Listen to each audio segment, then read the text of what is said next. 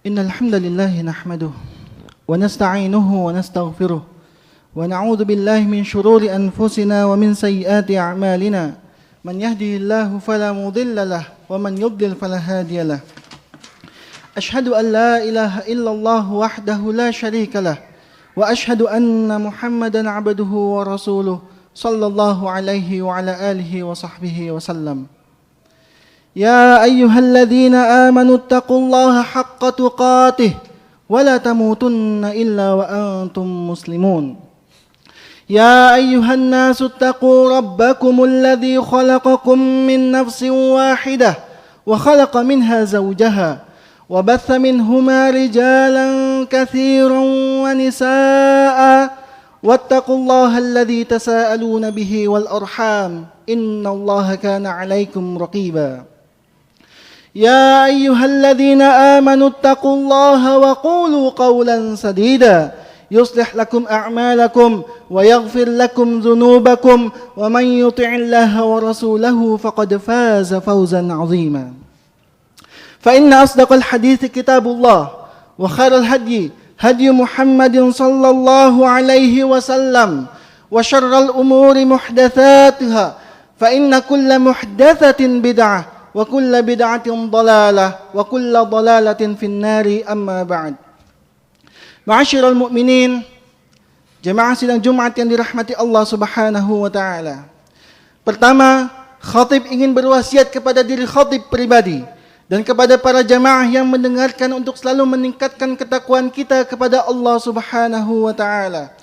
Takwa sebagaimana yang didefinisikan oleh Thalaq bin Habib rahimahullahu taala. Tatkala beliau menyatakan bahwa takwa adalah an ta'budallaha ala nurin minallahi tarju thawaballahi jalla wa ala.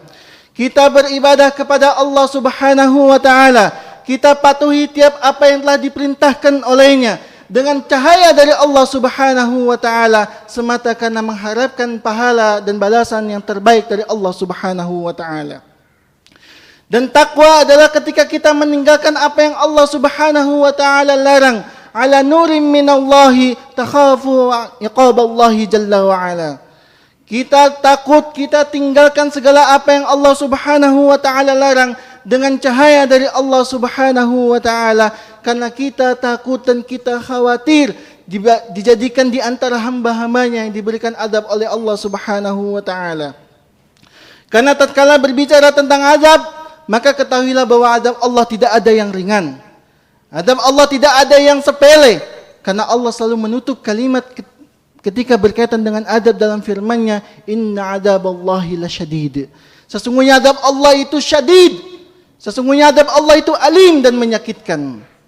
Maka Subhanahu wa taala telah memberikan pengertian kepada kita bahwasanya barang siapa yang kemudian bertakwa kepada Allah Subhanahu wa taala, dia menjalankan apa yang telah diperintahkan oleh Allah Subhanahu wa taala dan meninggalkan apa yang telah dilarang olehnya semata-mata dia lakukan karena ingin mengharapkan pahala darinya dan dia tinggalkan apa yang dilarang karena takut dengan azab Allah Subhanahu wa taala. Ma'asyiral mu'minin, jemaah sidang Jumat yang dirahmati Allah Subhanahu wa taala. Islam adalah agama yang sempurna. Dari A dan Z-nya semuanya dibangun di atas kemampuan seorang hamba. Allah telah nyatakan yang demikian di dalam firman-Nya, la yukallifullahu nafsan illa wus'aha. Maka apa yang telah Dia perintahkan untuk dijalankan, apa yang telah Dia larang untuk tidak dilakukan, itu semata-mata semuanya dibangun di atas kemampuan seorang hamba. Dan di antara apa yang telah Allah Subhanahu wa taala perintahkan kepada seluruh hamba-Nya adalah bersabar.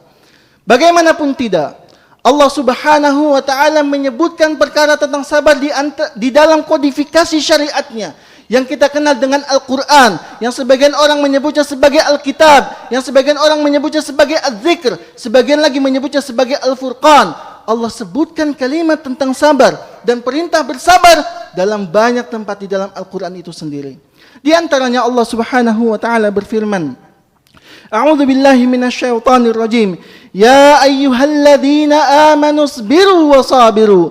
Duhai orang-orang yang beriman, duhai orang-orang yang telah Allah hadirkan keimanan di dalam hati-hatinya, duhai orang-orang yang telah memproklamirkan dirinya sebagai orang yang beriman, Allah Subhanahu wa taala perintahkan kita untuk bersabar dan kuatkan kesabaran-kesabaran yang kita miliki.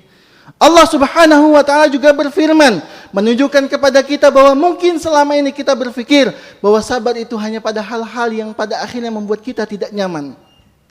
Walaupun para ulama telah membagi bahwa sabar itu ada pada 3 jenisnya. Di antaranya, yang pertama sabar dalam menghadapi ketetapan-ketetapan Allah Subhanahu wa taala. Terlebih pada ketetapannya yang menurut kita tidak mengenakan di dalam hati kita.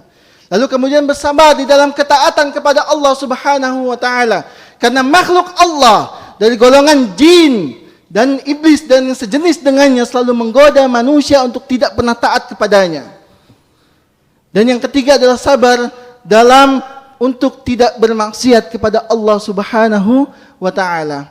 Maka tatkala Allah Subhanahu wa taala memberikan gambaran tentang kesabaran pada hal-hal yang pada akhirnya menjadi bagian daripada ketetapannya yang mungkin menurut hati kita tidak nyaman untuk kita alami. Allah Subhanahu wa taala memerintahkan dengan kalimat, A'udzu billahi minasyaitonir rajim. Walanabluwannakum bisyai'im minal khaufi wal ju'i wa naqsin minal amwali wal anfusi wath thamarat wa basyiris sabirin. Dan kami akan uji para manusia. Kami akan uji para makhluk-makhluk Allah yang telah menyatakan dirinya beriman, yang Allah hadirkan keimanan di dalam hatinya. Akan kami uji dengan sebagian kecil dari rasa takut, dari rasa lapar dan kekurangan harta serta buah-buahan. Namun Allah tutup dengan kalimat wabasyiris sabirin, dan berikanlah kabar gembira bagi orang-orang yang bersabar. Allah pun nyatakan tentang kalimat atau perintah untuk bersabar dalam firman-Nya yang lain. Allah berfirman, ya ayyuhalladzina amanu ista'inu bis-sabri was-salah innallaha ma'as sabirin. Duhai orang-orang yang beriman. Lagi-lagi Allah Subhanahu wa taala menyuruh bagi orang-orang yang telah memproklamirkan dirinya beriman, bagi orang-orang yang telah Allah tumbuhkan keimanan di dalam hatinya, jadikanlah sabar dan salat sebagai penolongmu. Apapun masalah yang dihadapi, salatlah. Apapun masalah yang dihadapi, sabarlah. Karena Allah telah janjikan innallaha ma'as sabirin. Allah bersama dengan orang-orang yang sabar.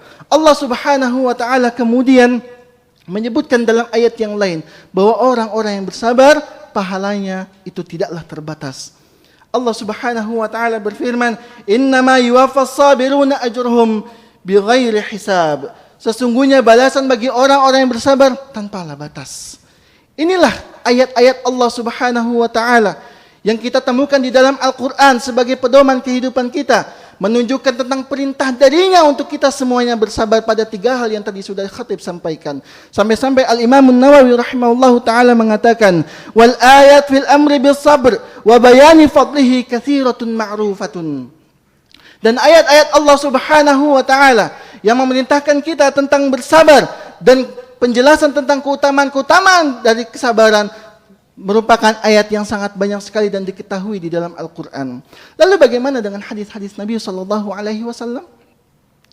Bukankah Nabi Muhammad SAW datang untuk membawakan wahyu yang datang kepada beliau, lalu menyampaikannya kepada manusia, bahkan apa yang menjadi perilaku beliau, perkataan beliau menjadi tafsir yang paling baik untuk mentafsirkan Al-Quran setelah Al-Quran itu sendiri? Maka mari bersama kita dengarkan apa yang disampaikan oleh Nabi Muhammad SAW tentang kesabaran itu.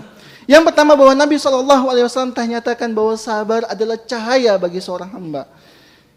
Mengarungi kegelapan kehidupan di dunia ini, maka kita membutuhkan secercah cahaya. Dan kesabaran merupakan cahaya bagi kita untuk bisa menjalani kehidupan yang kita tidak pernah tahu apakah di depan sana ada ranjau ataupun ada lubang yang akan kita terperosok di dalamnya. Maka Nabi Muhammad SAW menyatakan, "At-tuhuru syatrul iman. Walhamdulillahi tamla'ul mizan. Wa subhanallahi walhamdulillahi tamla'an. Atau tamla'u ma baina samawati wal ard. Was-salatu nurun. Was-sadaqatu burhan. Was-sabru diya."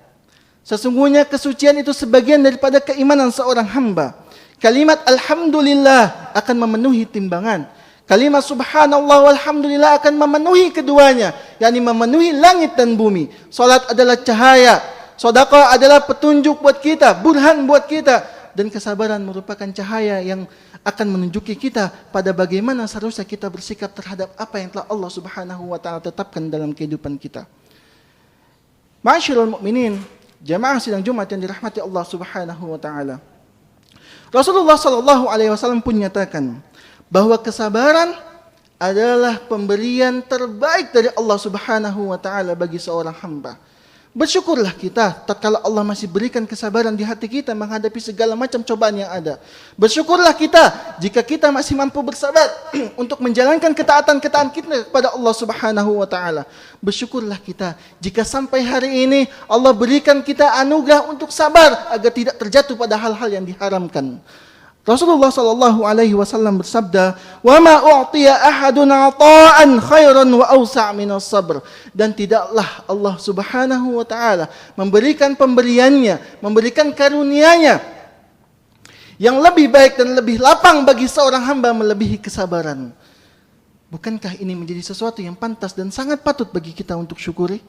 Jika sampai pada hari ini dan detik ini kita masih menunaikan perintah-perintah Allah Subhanahu wa taala, duduknya kita di sini semata untuk memenuhi apa yang telah Allah Subhanahu wa taala perintahkan. Ya ayyuhalladzina amanu idza nudiya lis-salati min yaumil jumu'ah fas'au ila dzikrillahi wa dzarul bai'.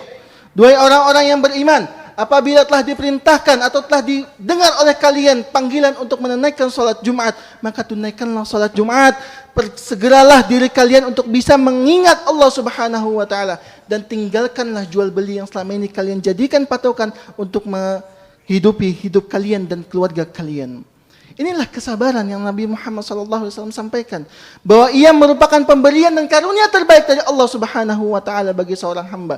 Duduknya kita di sini akan meletakkan kepala kita yang mulia di atas dan sejajar dengan kaki kita, menunjukkan tentang ketundukan dan kekhusyuan kita kepada Allah Subhanahu wa taala. Itu menjadi bagian di antara hal yang patut untuk kita syukuri, karena tidak ada pemberian atau karunia sebagaimana sabda Nabi sallallahu alaihi wasallam tadi yang lebih mulia, yang lebih berharga, yang lebih baik dan lebih melapangkan dada seorang hamba daripada kesabaran. Kita meminta kepada Allah Subhanahu wa taala, semoga Allah Subhanahu wa taala menjadikan kita di antara hamba-hambanya yang kemudian diberikan kesabaran, baik dalam beribadah kepadanya, baik dalam meninggalkan apa yang dilarangnya, dan baik juga dalam perkara-perkara yang menurut kita tidak enak dalam hati kita.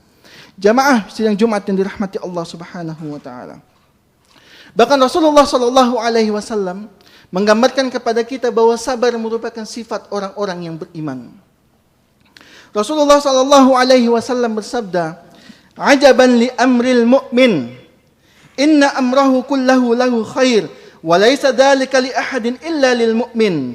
In asabathu sarra'u syakar, fakana khairan lah, wa in asabathu dharra' sabar, fakana khairan lah." Nabi Muhammad sallallahu alaihi wasallam telah nyatakan, sungguh menakjubkan perkara orang-orang yang beriman. Sungguh menakjubkan sifat-sifat orang yang beriman. Dan tidak ada satupun dari sifat orang-orang yang beriman kecuali itu baik. Bahkan Nabi SAW sampai sampaikan, sesungguhnya apabila orang yang beriman ditimpakan perkara yang mengenakan bagi hatinya, maka ia akan bersyukur kepada Allah Subhanahu wa taala. Namun tatkala Allah berikan sesuatu yang tidak mengenakan bagi hatinya, maka dia tidak memiliki jalan lain, dia tidak memiliki hal yang dia lakukan kecuali dengan bersabar kepada Allah Subhanahu wa taala. Dan kedua hal tersebut merupakan hal yang baik bagi seorang hamba. Inilah sifat orang yang beriman. Tatkala Allah berikan cobaan di dalam kehidupannya, apapun itu, maka ia dasari semuanya dengan kesabaran dan rasa syukur kepada Allah Subhanahu wa taala. Syukur adalah sesuatu yang menjadi representasi dari konsekuensi akan ketakwaan seorang hamba. Takwa merupakan representasi akan konsekuensi dari setiap ibadah yang dilakukan seorang hamba. Bukankah Allah Subhanahu wa taala telah nyatakan, "Ya ayuhan nas, u'budu rabbakum alladzi khalaqakum walladzina min qablikum la'allakum tattaqun." Duhai para manusia, beribadalah kalian kepada Allah Subhanahu wa taala yang telah menciptakan kalian dan orang-orang sebelum kalian agar kalian menjadi orang-orang yang bertakwa. Takwa adalah ujung. Takwa adalah muara dari setiap ibadah yang kita lakukan. Namun setelah takwa ada syukur di sana. Bukankah Allah yang telah nyatakan fattaqullaha la'allakum tashkurun? Bertakwalah kalian kepada Allah agar kalian menjadi orang-orang yang bersyukur. Itu sebabnya Nabi Muhammad SAW dalam ibadahnya dijadikan sebagai bentuk rasa syukur beliau kepada Allah Subhanahu wa taala. Tatkala beliau ditanya oleh Aisyah radhiyallahu taala anha, "Ya Rasulullah, lima fa'alta dzalik?" Duhai Rasulullah, apa yang kau lakukan? Kenapa kau lakukan demikian? Kau sepanjang hari, sepanjang malam salat sampai kakimu memar. Maka Nabi SAW pun menjawab, afala akunu abdan syakura? Tidak bolehkah aku menjadi hambanya yang bersyukur? Nabi Muhammad SAW telah menjadikan ibadah-ibadah yang beliau SAW lakukan bukan untuk mengejar ketakwaan, karena beliau orang yang paling bertakwa, tapi beliau ingin menunjukkan rasa syukurnya kepada Allah Subhanahu wa Ta'ala. Dan inilah sifat seorang yang beriman. Apabila Allah berikan sesuatu yang menyenangkan hatinya, maka ia akan bersyukur. Dan apabila ia diberikan sesuatu yang tidak menyenangkan bagi hatinya, maka ia pun akan bersabar. Ma'asyiral mu'minin rahimani wa rahimakumullah. Sabar, sebagaimana yang telah dicantakan oleh Nabi Muhammad SAW, adalah salah satu kunci di antara banyak kunci untuk mendapatkan ampunan dari Allah Subhanahu wa Ta'ala. Rasulullah SAW bersabda, "Ma yusibul muslim min nasabin wala wasabin wala hammin wala hazanin wala adha wala ghammin hatta syaukatu yushakuha illa kafarallahu biha min khatayahu." Tidaklah bagi seorang hamba yang diuji oleh ujian-ujian yang banyak yang datang dari Allah Subhanahu wa Ta'ala, baik yang sifatnya besar bahkan yang remeh-temeh sekalipun. Bahkan dalam hadis ini Nabi SAW menyatakan, bahkan apabila seonggok duri menyakiti seorang hamba, maka Allah Subhanahu wa Ta'ala akan jaminkan dengan rasa sakit tersebut ampunannya.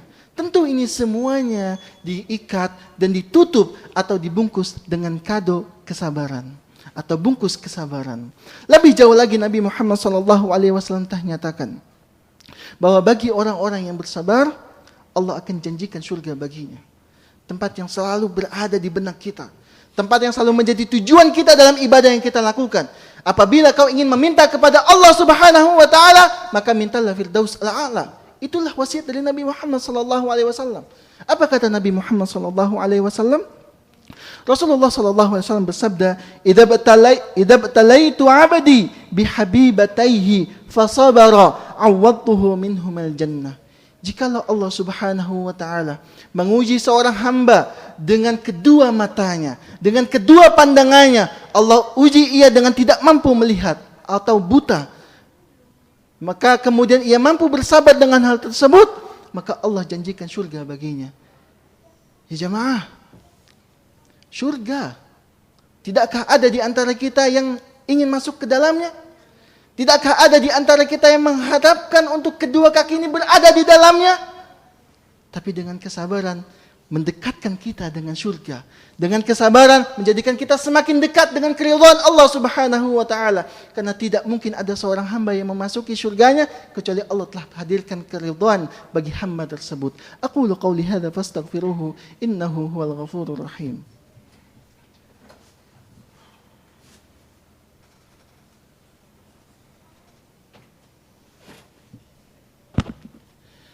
Alhamdulillahi Rabbil Alamin wal aqibatu lil muttaqin huwa alladhi khalaqal insana fi ahsani taqwim wa anzala al-Qur'ana hidayatan ila siratil mustaqim wa arsala rasulan Muhammadan sallallahu alaihi wa ala alihi wa sahbihi ajma'in. Amma ba'd. Ma'asyiral mu'minin, jamaah sidang Jumat yang dirahmati Allah Subhanahu wa Ta'ala. Dari apa yang telah khatib sampaikan sebelumnya pada khutbah pertama, tentu ada sebuah pertanyaan. Baik, saya akan bersabar pada tiga kondisi yang telah disampaikan tadi. Pada ketaatan kepadanya, pada meninggalkan larangannya, dan pada setiap hal yang saya hadapi tatkala Allah berikan ujian di dalam kehidupan saya. Lalu apakah kesabaran saya memiliki batas? Apakah saya sabar tanpa batas atau harus dengan batas? Maka ketahuilah ya ma'asyiral mu'minin rahimani wa rahimakumullah, sabarnya seorang hamba atas apa yang telah Allah tetapkan baginya, baik itu yang sifatnya pembebanan dalam bentuk perintah, pembebanan dalam bentuk larangan, ataupun dalam hal-hal yang tidak menyenangkan bagi hati kita, tidak dibangun di atas ketidakadanya batasan darinya. Karenanya Allah Subhanahu wa Ta'ala telah nyatakan, "Fasbir kama sabara ulul azmi minar rusul." Sabarlah kalian sebagaimana sabarnya para ulul azmi di antara para rasul. Bukankah kita tahu bagaimana ada di antara para ulul azmi yang dibakar hidup-hidup? Bukankah kita tahu bagaimana di antara para ulul azmi ada yang dikejar-kejar oleh penguasanya seumpama maling? Dan Allah Subhanahu wa Ta'ala memerintahkan kita untuk bersabar sebagaimana sabarnya bukan hanya ulama, bukan hanya nabi, bukan hanya rasul, tapi ulul azmi minar rusul. Sehingga tidak ada batasan dalam kesabaran. Kenapa demikian? Kembali pada apa yang khatib sampaikan pada pembukaan daripada khutbah ini. Bahwa semua syariatnya dibangun di atas kemampuan seorang hamba. Maka apa yang telah Allah tetapkan bagi hamba, baik pembebanan untuk beribadah, atau dalam bentuk perintah, atau larangan untuk ditinggalkan, ataupun hal-hal yang tidak menyenangkan, Allah bangun itu di atas kemampuan seorang hamba. Dan pengetahuannya terhadap diri kita lebih tahu daripada pengetahuan kita terhadap diri kita sendiri.